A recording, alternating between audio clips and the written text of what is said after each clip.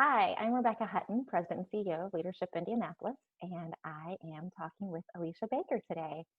So, one of the things that we do at Leadership Indianapolis is try to highlight community leaders who are doing great work and support them along their way on their leadership path. And so, Alicia Baker is in the SKL class 44. So, I've had a chance to get to, we always get very excited when we talk about our SKL classes. So I got a chance to get to know her a little bit through that process. And I was really the proud mama that I can sometimes be, was very excited to see how you were stepping up. And like, this is obviously a very challenging time with COVID-19. And it's being felt at every level, right? So large companies, large events, but it's also very small organizations, neighborhoods. It really, this is an issue that showed up pretty quickly and really does cross our entire community. And so I noticed one of the things that you had been doing was trying to help step up in your way and connect some neighbors. So can you tell us a little bit about the project that you've developed in, no time at all to try to help? Yeah. So it all started out about a week ago, last Thursday. I was trying to think about how we can be proactive and strategic for when the crisis really hits its peak, and how we can protect, love, and serve our neighbors, just neighbor to neighbor. I work in social services, and I also am a millennial, so I have a lot of young adult friends who are asking, how do I help? How do I get involved? And so for me, it really was, how can I create an opportunity to bridge these two communities together? Social service providers that are on the ground doing this work on a daily basis, that are probably going to be really impacted by the crisis and are being currently really impacted by the crisis. And how do I connect them with people that are, young, healthy, wanting to get involved and give back. So I created this sign up form online, basically saying, neighbor volunteer response to COVID, asking, and it kind of started out as young, healthy people who are, not as prone to get sick, and pairing them with like elders, and compromised people who are disabled, or just people that can't go out of the house or under quarantine, and how we can help serve them, by delivering groceries, meds, essential supplies, and then also just the social aspect of calling and checking in as we are in social isolation from each other, and kind of growing more towards that. So that's how it all started. I work on the Near East Side. I live on the Near East Side. So I was kind of focusing on that area at first, but then it just really exploded. And now we have over 850 people that have signed up to volunteer, which is overwhelming and makes me feel grateful that so many people are taking this seriously and willing to step up and help. I know you said that it grew pretty quickly. Can you talk a little bit about how has this evolved and changed? And again, I realize it's only been a week, but yes, I think this week has felt like, a decade at least for everyone. Truly. I'm like, was that really last week?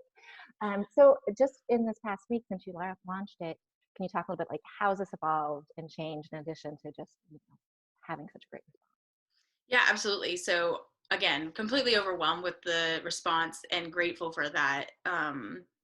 I have also been knowing that people are just anxious to find a way to share and help and give back. And so in the meantime, while we are still receiving requests for assistance and matching people together based on their address and zip codes, so they're close by with a neighbor, I've also been sending out additional volunteer opportunities in an email that I've set up to distribute out to people. So in that email, it not only has volunteer opportunities like working with gleaners or Meals on Wheels or other different food pantries around the city that are requesting assistance and getting connected that way, but then also becoming a resource page and just helping people stay connected and know what resources are out there.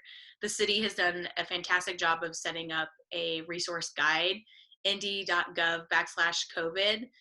Will get you there. And so we've been trying to just push that information out to neighbors, as well as job opportunities, other mental health supports, other resources in the community of how you can be supporting small businesses during this time. really just trying to be a place to focus on mutual aid and how we support one another to get through this. Fantastic. So for people who are interested in getting involved, or even just signing up for the newsletter that you're sending out, yes, how do they do that? Yeah, there's a bit.ly form I can send, but it's bit.ly/Indy Neighbor COVID response. We'll and try we to can, post it. I can send that I'm to going to you. just link everywhere. So hopefully we can put it somewhere on the screen for you. Yeah. And so you can sign up there either to request assistance or to help volunteer. If you sign up with your email there, you'll get put on the newsletter as well. We also have a Facebook page that was started, that it's called COVID-19 Mutual Aid Indianapolis. And we've been posting resources there, opportunities there, direct aid and assistance opportunities there. People are, that are out of work because of being delivery drivers, or people in the service industry, or whatever the issue may be, are, directing their requests there as well. So if you want to just help an individual out right then and there, the opportunity is there too. So really trying to network and use that social connectivity online for good. We recognize that not everyone has internet access, or capacity to sign up for that. So I've also been reaching out to specific partners to see how and if they need assistance, in care senior facilities, food banks, community development corporations, community centers, to see how we can leverage all of these amazing people that have come in and volunteered and want to help serve and give back. Fantastic. And I think that's really important to reiterate, is the fact that people can get in touch through this, both if they want to be involved to volunteer, but also if they're in need, if they need someone to help get them groceries or something because they're immunocompromised and can't necessarily get out. So yeah, it's both sides, right? It's both sides. Yeah. It's one form for everyone. Obviously, we've had way more volunteers use it so far, but again, you put your information on there. We have a spreadsheet on the back end where we're connecting people. Got a few volunteers helping me out, which is great, keeping me a little bit sane. But we can always use more. So if you're interested, let me know. Yeah, because you're doing this all volunteer. This actually isn't part of your job. This isn't part of my job. This is just, I'm doing this because, we got to be proactive and make sure we're taking care of one another. So, yeah.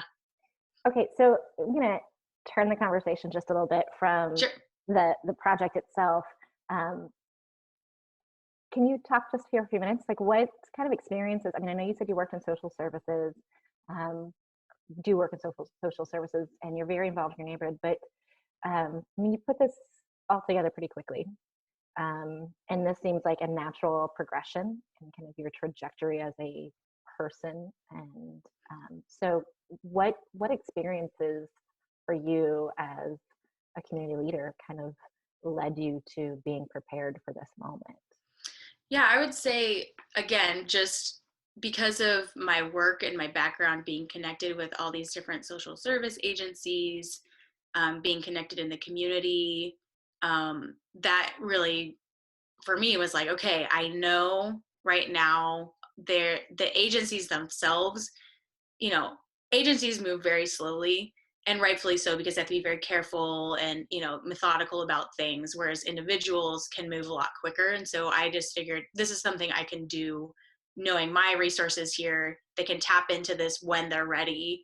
And they're working on their contingency plans and their, emergency preparedness plans and all the stuff they have to do to protect their staff and keep them safe.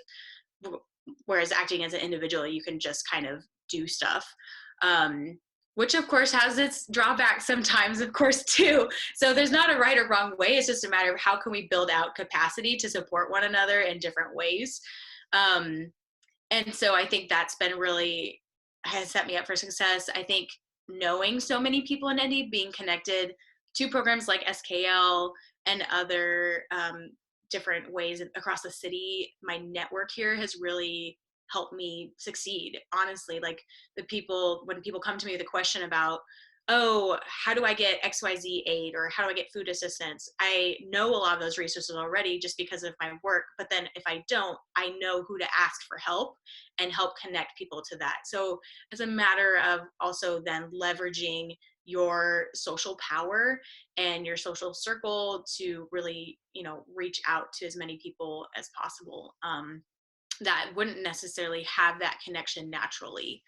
Right. So that's what I've been trying to do. And so far it's going okay. I'd say it's going better than okay. Yeah, I mean, what you're talking about right now is exactly what we've talked about in SKL. And for those who don't know, SKL is the Stanley K. Lacey Executive Leadership Series. It's the flagship program at Leadership Indianapolis. We talk about that a lot. We talk about that a lot, both in SKL and our other Leadership Indianapolis program, which is the idea that you really need to build those relationships and that level of trust with people who you may not normally work with before something like this shows up, so that when there's a major issue, that we can act quickly. And I think that you've embodied that and kind of proven that very well here. So thank you for doing all the work before the moment of crisis showed up, so that I think you could act really quickly and get services to folks quickly, right? Because the thing we know in the last week is that things are moving and changing very quickly, and the need is growing exponentially at a very rapid rate. So thank you for everything you're doing. My other question that I wanted to ask you is, how are you taking care of yourself?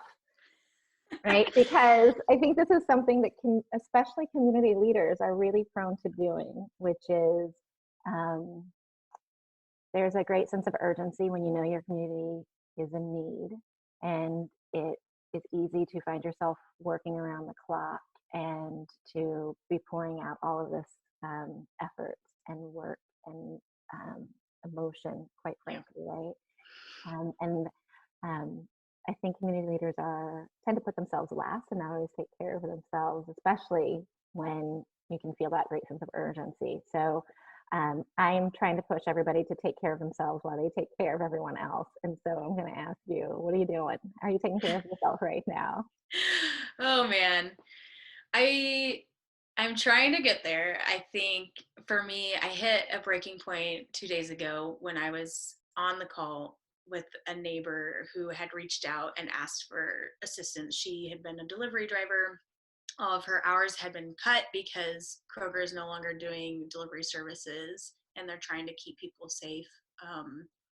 But then she doesn't have any income anymore, and she just literally had nowhere to turn, had no idea what resources were out there. So I was spent a while on the phone talking with her just about, here's some places for you to look up, here are some people for you to reach out to. But she was like, felt so like wanting to give back. So she's like, I don't have any gas, but I would love to drive and help, our senior neighbors. And oh wow, I would love to help out. I can do anything to help. I can do a puppet show for kids that are at home to keep them entertained, and so just the creativity and the willingness to want to give even when you yourself are struggling, I think was so admirable. But also for me, after I hung up, I just started weeping on the phone, just weeping because I was like, oh my gosh, like, what are we doing? It's overwhelming. It can be overwhelming. It's overwhelming. And knowing that there's so many stories out there of people like that, like my own husband is not at work. He works in sports production. And so all of the NCAA tournament got canceled, all the Big Ten tournament got canceled, all of sports is canceled.